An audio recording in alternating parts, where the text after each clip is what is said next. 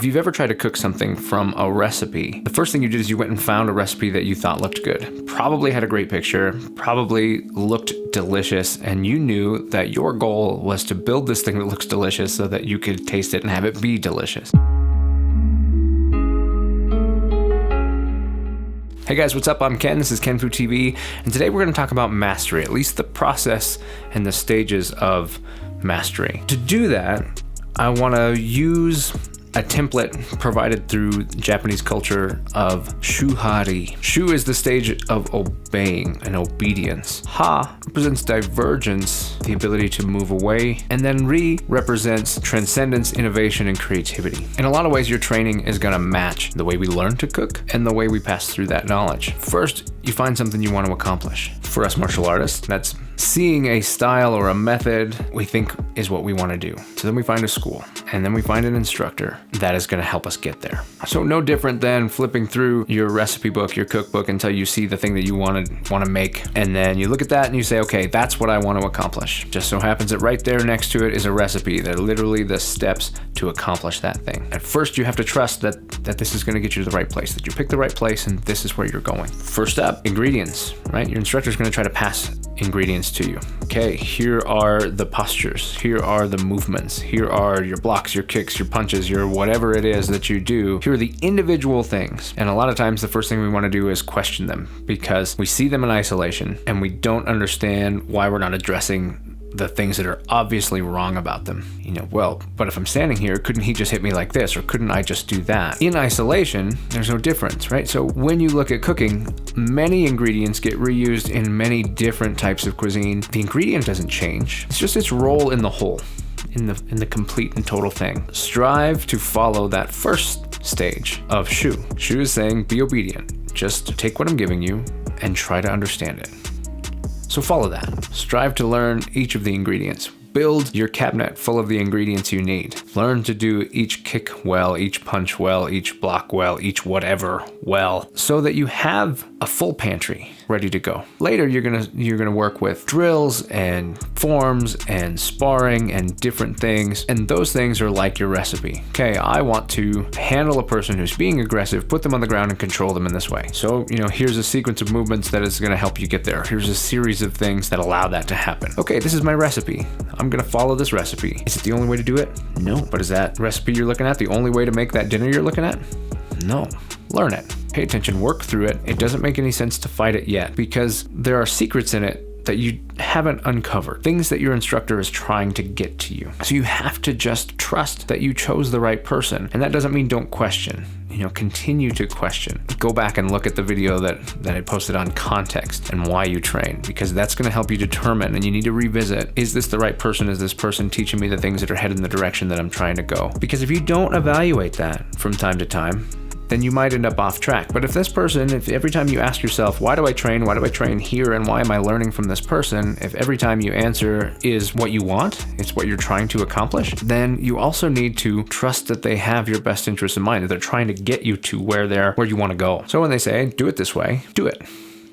Follow that step. Well, I've seen this other one on YouTube that does this or that. That's fine. Set it aside. That's not what we're doing. Do this. The more you do that, the more you're building a foundation of what you know how to do. Okay, so first you built that pantry full of ingredients, and now you're working through your book of recipes that your instructor has given you that use the ingredients the instructor has given you so that you can put together and make many different meals, different snacks, desserts, whatever. You've got all of this different stuff, and now you're learning how to put it all together. And so if I move these pieces around this way, if I use these ingredients, if I select these ones, then I can make this happen. If I choose these other ingredients and put them together, then I make this happen. So I have different recipes, different things that I can accomplish. Now, from there, over time, it will become apparent the things that are underneath that. As you do that, you'll start to understand the principles of what are actually taking place. Why does this work? How come when I do this, it does this? I'm starting to understand that I've got 3 or 4 different ways that you've taught me that I can do this thing, that I can sweep this person or hit this person or do whatever. I've got these different ways of doing it. So now I'm trying to understand how they go together, what makes them similar, what makes them different, and when I might need to use one or the other. Each time you do that, you're establishing an understanding of the underlying principles that allow you to be functional,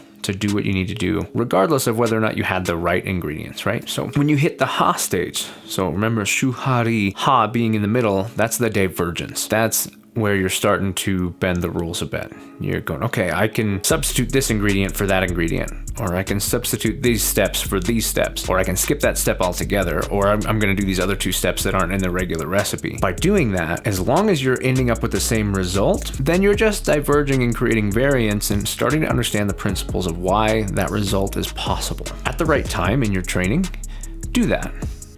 Experiment and try to understand how it all comes together and why it's able to work the way that it does. When that happens, those principles come out. What is it that makes a souffle a souffle? What is it that makes a lasagna a lasagna? Each of these things, if you change it enough, that lasagna is not a lasagna anymore. That souffle is not a souffle anymore. So, not to say that that other thing you came up with isn't good, but if you're making it and saying that you're making a lasagna, you're just not right. You're just lying to yourself, right? So you got to understand, when am I getting the result that I want, and when have I changed it enough that I'm getting a completely different result? Back to that, diverge and understand. In the timeline, this typically, I know this is going to sound crazy, this typically happens in the first initial black belt stages. All of this time has happened for you to get to your black belt, and that was the time where you were building and understanding your recipes, building your cookbook, and filling your pantry with the best ingredients. At first you had the low-grade ingredients, the cheap stuff, you picked it up. Over time, as you continue to train and continue to get better, your ingredients got better. So your pantry became stocked with better things. And as your cookbook continued and increased, then you had better recipes. You had more detailed things that you can do that just are just that little bit better, more efficient. They take you less time. They come out better for the situation that you're in. And that's awesome. So now, as you start to diverge from that, it's the black belt stage where you start to explore and vary and come around to different ways to accomplish the things that you're trying to do. Your recipes are starting to become a little more your own. They still have a whole lot of your instructor in them, but they just have your own little twist to it. The things that make it your, yeah, you gave me this recipe, but I'm at a different altitude, so I do it a little bit different. Or I like it a little spicier, so I do it a little different. Or I like it a little this, a little that. So you make it yours. You have your way of doing things. You have your tastes, what you like, what you do best. So you start to understand that. A lot of people are going to try to do that way early on. Okay, well, I got my blue belt, so it's time for me to start exploring and changing everything. I know you just showed me this one, but I'm going to go do this. Too soon, right? You've got to get the whole thing into you first so that you have a broad depth of knowledge that allows you to put all this stuff together and see how pieces of this one go to pieces of this one and how it all comes together. Black belt, approaching it as the beginning of your exploration. So your ranks to black belt becoming your catalog of knowledge. Past your black belt, it's time to explore these things, vary them, and start to understand what makes them your own. As that continues on, you'll enter into the Ri stage. Okay, the Ri stage is when, truly at that point, your instructor starts to let you do the things you're doing, right? Before, you were doing what they told you. You were being obedient. You were following Shu. Then you were diverging, but you still have the guidance of this person who has your best interest in mind, who's making sure that the things that you're experimenting with are still on track and helping you make adjustments to them when they're just not quite right, but I see where you're trying to get to. Now, Ri is going to be the part where you start to create and manifest your own technique. This part can be difficult for some instructors to allow their student to break apart from them and to have their own personality, their own character to what they do, but it's an important step. During that step, what you'll find is that you're not thinking about the ingredients anymore. You're not thinking about the recipe. You're just doing it. You know what you need to accomplish. You know it inherently. You know the things that need to do it and the ingredients you need, and you draw from them without thinking. You know right where they are on the shelf. You grab and you start going, and you're just working and you're creating technique. Because of the understanding, the deep understanding of the principles of the things that you've been doing, of what makes those ingredients the way they are, how they affect the things around them the way they do, and how it all comes together in this recipe to create something. So now you're making recipes you've never even made before, but they're still delicious.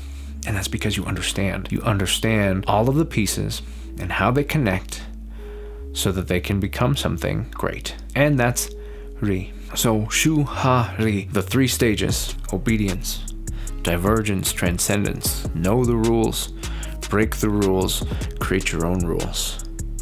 And coming back to why I don't like to call it no bend break is because truly breaking the rules is doing the thing that's opposite to what you're trying to accomplish, right? I mean, you broke the rule. There was the rule that did what it did, and now you broke it. That doesn't make sense to me. If you're still trying to accomplish the same thing, then why are you breaking the rule that got there? Instead, just know that you can do it without even having to consider the rule. You don't have to consult the rule to know if you're on the right track because you understand how to get there. You'll be in alignment with the rules. That's not breaking the rules. You're just in alignment with it without having to consult it. So I don't like to think of it as no bend break.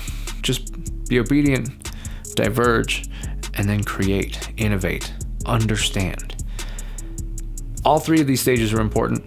They're not just martial. I just showed you that they apply to cooking all the time, but they apply to everything else that you do. First, you got to trust the person who's giving them to you and do it the way they do it, because there's a reason why you picked them to teach you, because you like how they do it. So learn how they do it. Then adapt it and vary it so that you can understand the principles of why it works for them, so that you can apply it to yourself and make it work for you.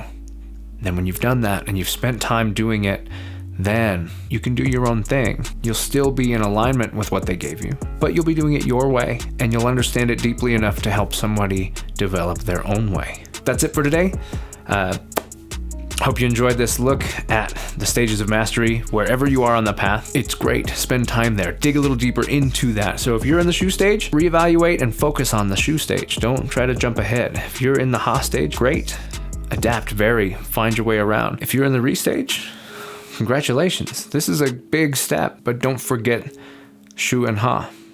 It's cyclical. You will come back around to it. You've got to do it. If you diverge so much and are constantly changing it to where you can't even recognize the original anymore, to me that's not the way to go. That's not going to be good for you in the long run. It's not going to continue to build its foundation. It's going to continue to break apart until you don't know what it looks like. That's great for an individual. It doesn't help you pass this knowledge to other people. So you've got to reevaluate, no matter where you are. And tell me, I'd like to hear, how is it going for you and how do these stages apply to you?